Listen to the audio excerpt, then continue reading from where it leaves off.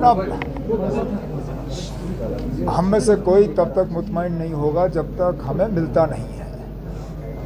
अब चलिए, प्रोसेस चल रहा है, प्रोसेस में वक्त ज़्यादा लगा है। हम तो उम्मीद कर रहे थे कि अभी तक मिल गया होता, नहीं मिला, लेकिन हमने उम्मीद छोड़ी नहीं है। लगातार इस चीज़ पे हम मरकज़ी हुकूमत के साथ बात कर रहे हैं और मैं यहाँ किनारे पे खड़े सुन रहा था, मंत्री जी ने कहा कि शायद जल्दी हम कोई खुशखबरी सुनेंगे। उस खुशखबरी के इंतज़ार में हमें अब 1.5 साल हो गए, और ज़्यादा इंतज़ार ना करना पड़े वही उम्मीद है। पिछले दिनों आपको याद होगा, मरकज़ी होम मिनिस्टर साहब आए थे जम्मू, उनके साथ मेरी बातचीत हुई। इससे पहले मैं दिल्ली में भी उनसे मिला था, और टूरिज़म के हवाले से मेरी यही गुजारिश थी उनसे कि मेहरबानी करके जो इलाके बंद हैं उनको खोल दीजिए। बंद रखने का कोई मतलब बनता ही नहीं है। बुरे से बुरे हालात में भी हमने इन जगहों को बंद नहीं रखा। यूसमर्ग, दौद पथरी, ऐसे इलाके। अच्छी बात है, मुझे उसी दिन होम मिनिस्टर साहब ने अश्योर किया था कि उन्होंने हिदायत दी है कि ये जगह खुल जाने चाहिए, और ऑर्डर जारी हो चुका है, जिसके लिए मैं होम मिनिस्टर साहब का शुक्रगुजार हूँ। बहुत नुकसान उठाना पड़ा वहाँ लोग जो रहते हैं टूरिज़म बंद होने के वजह से। अब सीज़न हमारा शुरू हो रहा है, उम्मीद करता हूँ कि लोग जाके अब उन जगहों की खूबसूरती का फ़ायदा लेंगे। तो अब लेकिन उसके बाद फिर हकीकत सामने आई ना, मुकदमा उसके खिलाफ हुआ था।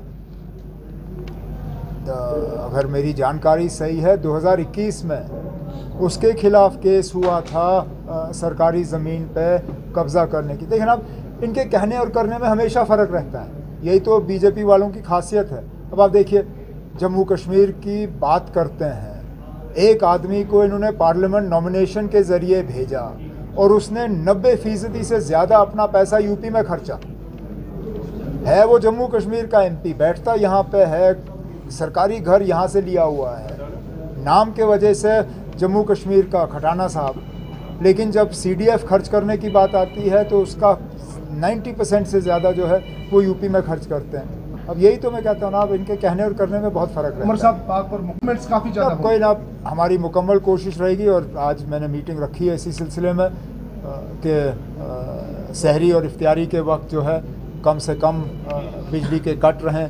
बाकी डेफिसिट कोई आज नई बात नहीं है, डेफिसिट तो हमें विरासत में मिली है, और इसको दुरुस्त भी किया जाएगा आने वाले कुछ सालों में जब हमारे नए प्रोजेक्ट्स जो हैं वो चालू होंगे।